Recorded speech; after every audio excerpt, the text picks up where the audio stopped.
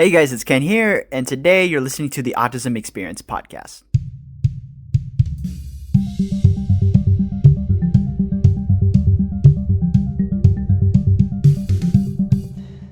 Hey guys, it's Ken here, and today for this podcast, I'm going to be talking about cognitive empathy, which I think is a really important topic to talk about, especially as it relates a lot to the experiences of individuals with autism. Now, before I get started with that, I want to give you guys a couple of personal updates about myself. So I just recently got news that I got accepted into CSU East Bay for a master's in statistics.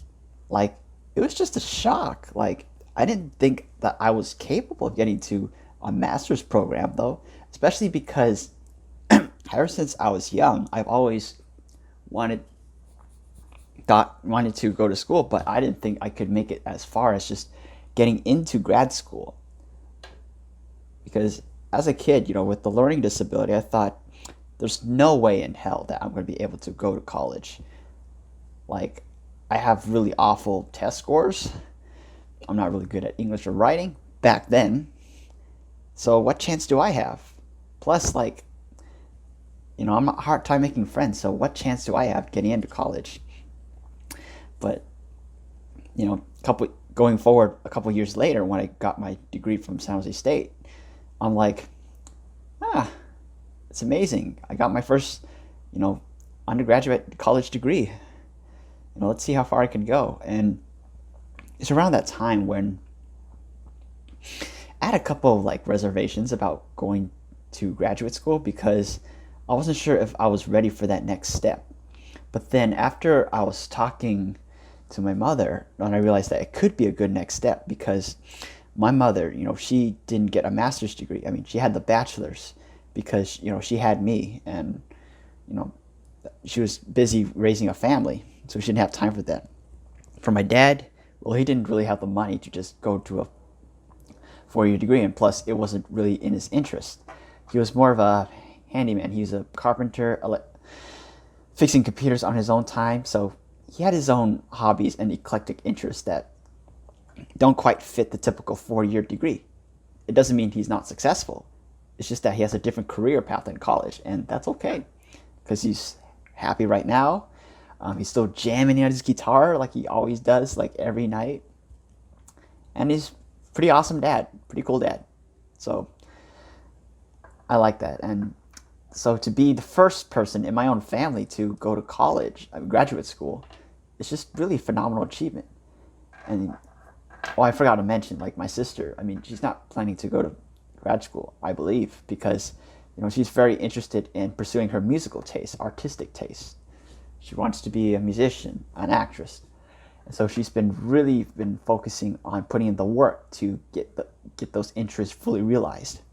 But anyway, as I was saying, it's just really amazing that I'm probably pretty much the first in my family to be going to grad school. And it was something that I didn't think about until I started talking to my mom and thinking about it. Because I didn't really think about grad school other than my mom talking about it. I didn't think about it until I realized that, my interests are pulling me to a different area than what I majored in. For context, I majored in applied mathematics. And the degree I'm trying to get right now is a master's in statistics, which is a bit of a far cry from each other. So, because I started getting interested in statistics when I took this really good undergraduate course from my last semester that involved statistics. And I remember just being so excited about learning it compared to other classes that I wanted to explore it. But unfortunately, it was my last semester, and I didn't want to kind of waste time, delaying my graduation just so I could switch majors, as I was more focused on getting my degree done and over with. I was tired of school, and I needed a way out. And so I got my bachelor's in applied mathematics, and after that I thought, I really like statistics, but I don't have that strong base that would make me a good statistician. So I'm going to have to go to grad school for that. Because that's kind of one reason why people go to grad school. It's because they want to do a career change. they start majoring in one area and now they want to move to another. And so that's kind of my motivation. And that's kind of what got me started into applying to grad school. I did the GRE, which was kind of a pain in the ass because of all that studying I did on top of the work that I had. I'm working for a part-time for a startup as a software engineer. So that kind of cut into my studying time. But I did it. I was able to take the GRE online, find some people to write letter references for me, letter recommendations, get my transcripts in, write my statement of purpose, which took weeks, which I didn't get to until like 2 weeks before I submitted my app, and just many other factors. But finally, I did it. I got into grad school. And while I'm not sure about what could grad school hold for me, as I'm the first in my family to have gone to grad school, I would find it probably pretty exciting, pretty liberating, and it's a new experience that I look forward to having. And I'll just take whatever comes by and try to work hard as much as I can, because this is an opportunity that not everyone pursues, and I want to make the most out of it. So that's kind of it for my personal update. There's definitely going to be a lot more of these kind of personal updates before I get into the meat and potatoes of the podcast. But that's kind of it for the time being. And so with that said, I want to get into a couple important topics. And I think I've alluded to this earlier, which is cognitive empathy. Now, what is cognitive empathy? Like, what is this all about? Well, cognitive empathy is the ability to be able to think from another person's point of view. You might call this thinking in another person's shoes. And it involves being able to understand their point of view, being able to read body language and looking at the way they act, the tone of their voice, their delivery, in order to get a sense of how that person is, how they think and act. Because it's one thing to have your sense of right or wrong and to kind of impose that on how you live your life. It's another thing to be mindful of the fact that not everyone thinks like you. And that's a skill that not a lot of people with autism can actually master. And for some who do, it takes a long time to do that, because these skills aren't something that you just study in a book or something like that. For some neurotypicals, they just learn it naturally through experience and time, and something they pick up quickly. But for those that are not neurotypical, it's a hard science that you gotta study. Like, you have to analyze the rules. You have to constantly think about the rules of socializing with other people when you interact with them, and constantly just keep reminding yourself, turning it into habits. It's almost like learning something new. Like, you gotta build on it, improve it, and then kind of put it on yourself, which can be really taxing though, because a lot of these things like cognitive empathy and being able to talk to other people, it doesn't always come naturally for us. And so we end up having to go through this rigorous amount of work in order to learn it. And I guess the best learning way to learn it is probably through experience, interacting with other people who are comfortable with talking to you, and someone who's very patient with you, especially if you stumble with your social skills. And perhaps, I guess a little bit of reading would help, but experience is the best teacher of all. But the thing is, it's a very complex, very intricate subject that is often explored. And it's something that definitely affects the autism community. So while I kind of gave you a little gist of it, there's still a lot of work that needs to be done to understand cognitive empathy and how it relates to the autism community. So, as I've said before in many podcasts, I welcome feedback. So you're welcome to put comments down below in the podcast or on YouTube, or just message me on Instagram, because this is something that I want to explore together, because it affects other people in the community, and I want to come to a place where we can understand each other better. So there's that. And so, with that said about cognitive empathy, there's also something interesting that I noticed about cognitive empathy that I found when I was in a discussion with one of my friends about cognitive empathy, and that is that there are some cases where you have people with autism that kind of have this uh, very these interesting forms of cognitive empathy, and some of it doesn't function like conventional cognitive empathy, but it works in a way that sort of is similar to cognitive empathy. And the first one has to do with extreme cognitive empathy, or this ability to sort of sense it in a way that sort of acts as if you're taking on someone else's feelings. The best way to illustrate this is through an example. So let's say you watch a funny movie, right? And your reaction or lack thereof shows. Like maybe you watch the funny movie and you don't have much of a reaction to it.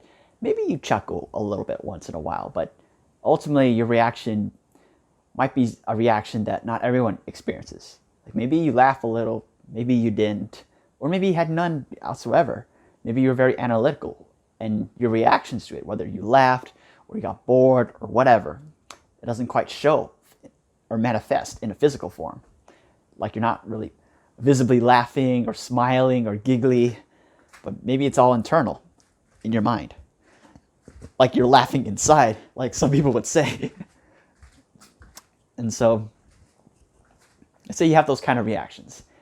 And then you go around and you see people watch the same movie. Or, I guess in a virtual sense, you watch certain parts of the movie that you just watched, clips of it on YouTube, and you look at the comments to see how people react. And you see that people are laughing. They're like, LOL, this is funny, man. This is crazy. Or like they have some reaction that's different than your own.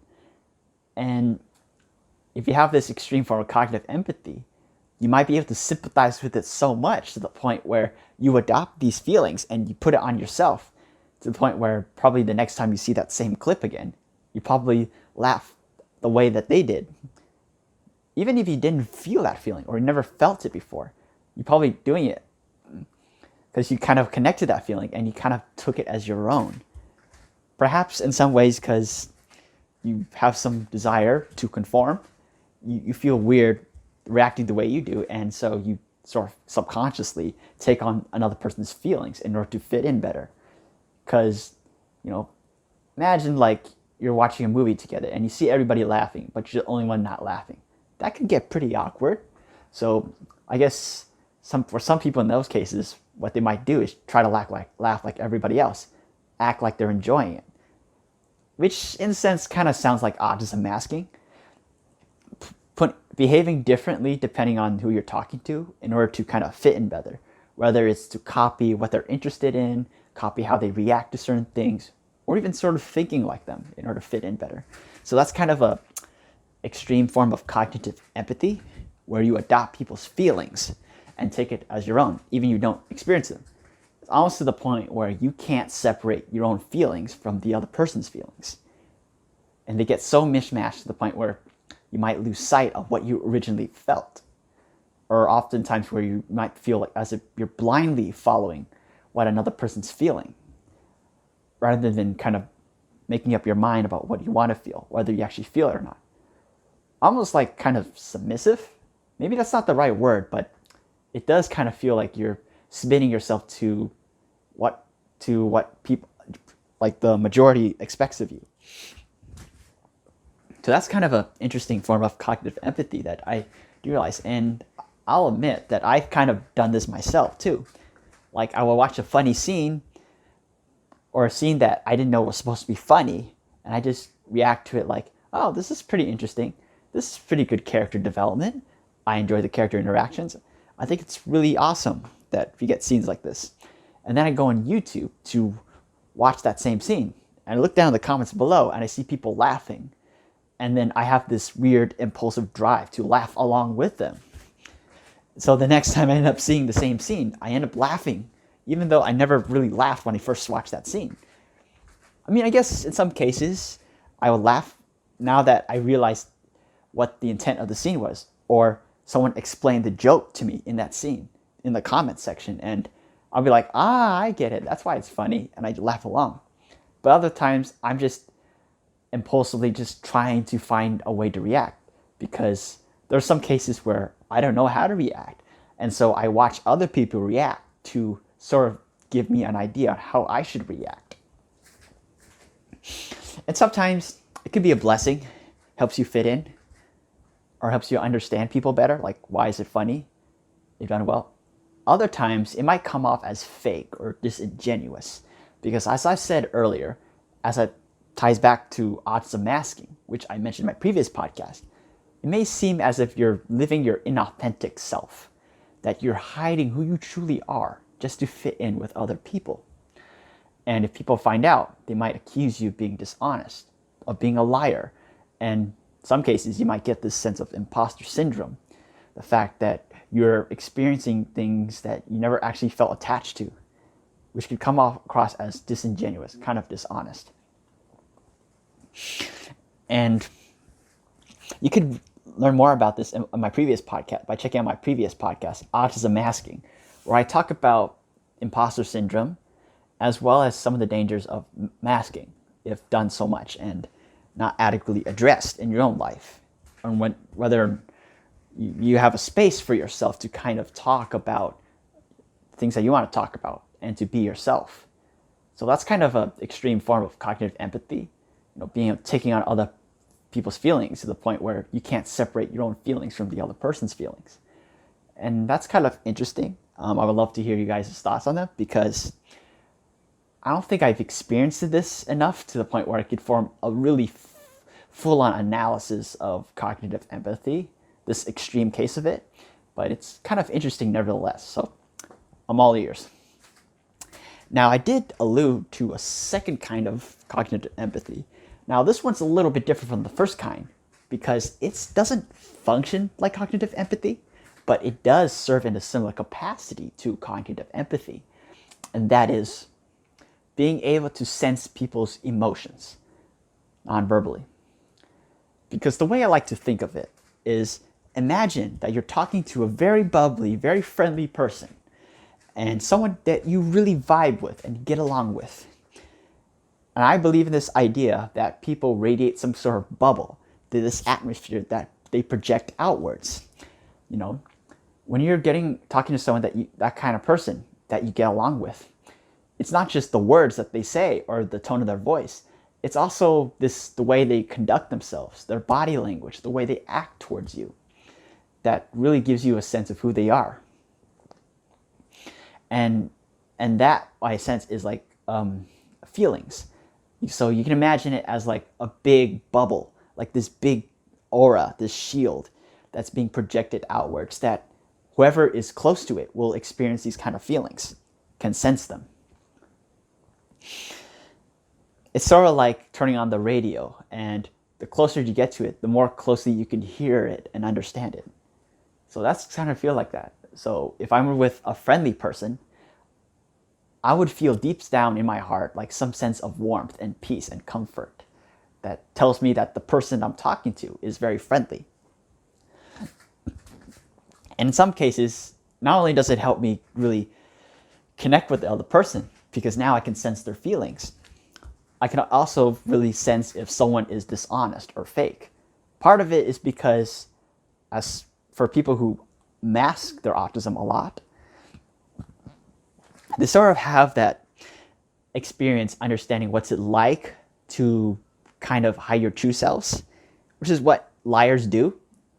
Not that everybody who masks is a liar, but just sort of like connecting just on that universal experience of not being your true self. But also, but also not only finding out if the person you're talking to is honest, but also sense negative emotions as well.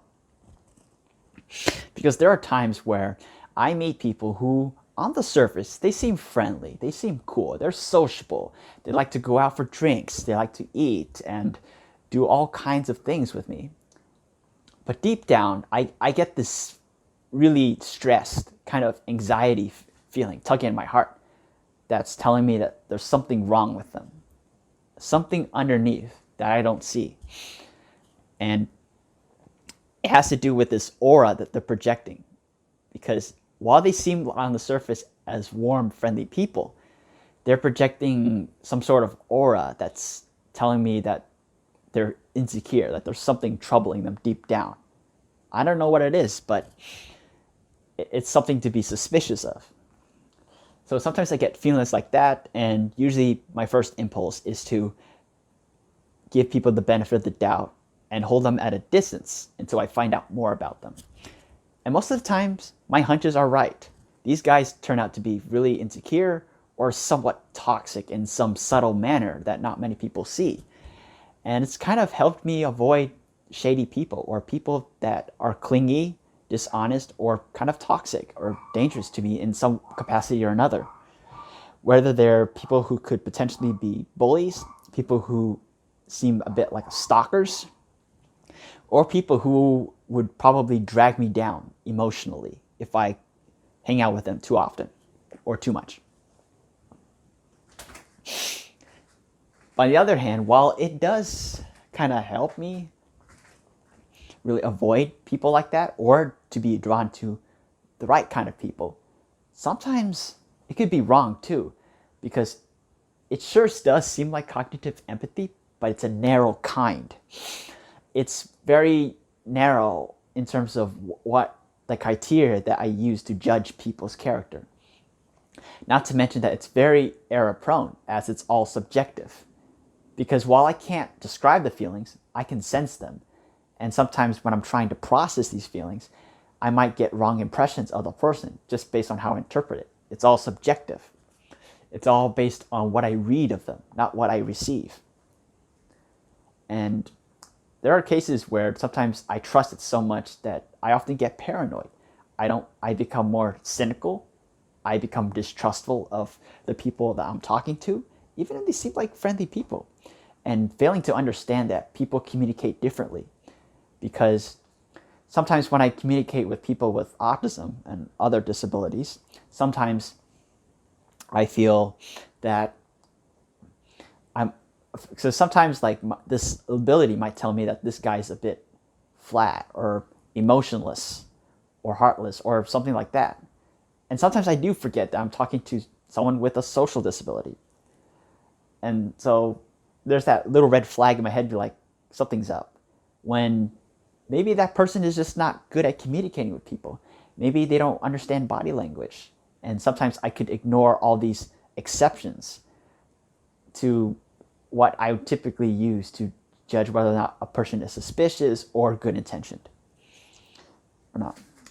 And so it's, I guess in an overall sense, it's sort of like cognitive empathy, but a very narrow kind and very error prone. And I guess something that requires a lot of experience to be able to kind of really just treat it as something you could rely on, but not rely on 100% of the time. Because people are different. They have different interests, different perspectives. They act differently. And it's kind of unfair to judge them based on your rules, because while you think your rules are right, their rules might be different. I mean, there are certain rules that, we're living in a time of gray areas right now, and it's not realistic to kind of judge people based on a rigid set of criteria.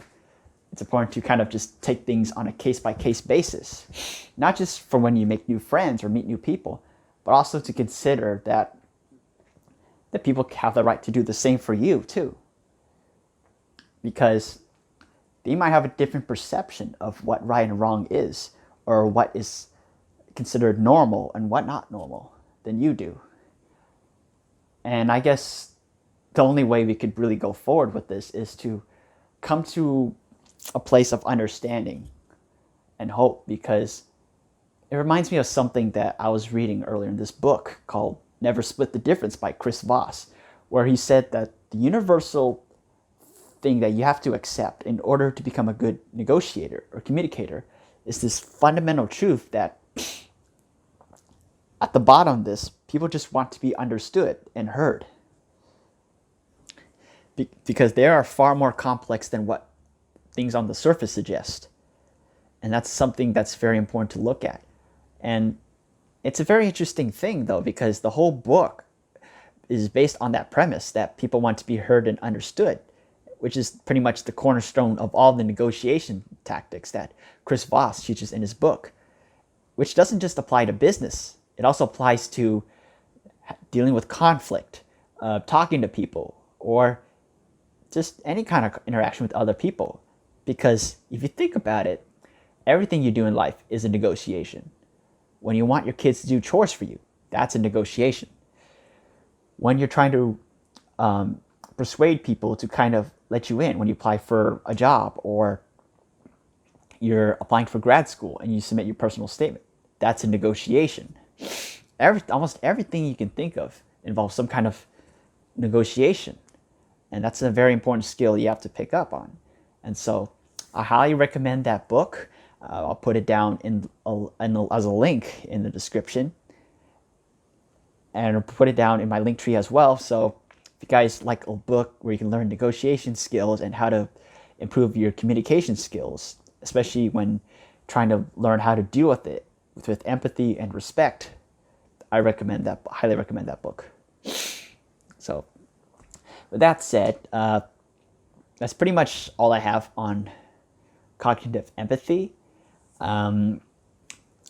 There's certainly going to be a lot more into going to this, especially as we come to start growing and really seeing any new developments with the autism community and really getting a sense of different kinds of perspectives on this issue, because it's a very important fundamental one, as it speaks to some of the struggles that people with autism have with making friends and getting along with people in society.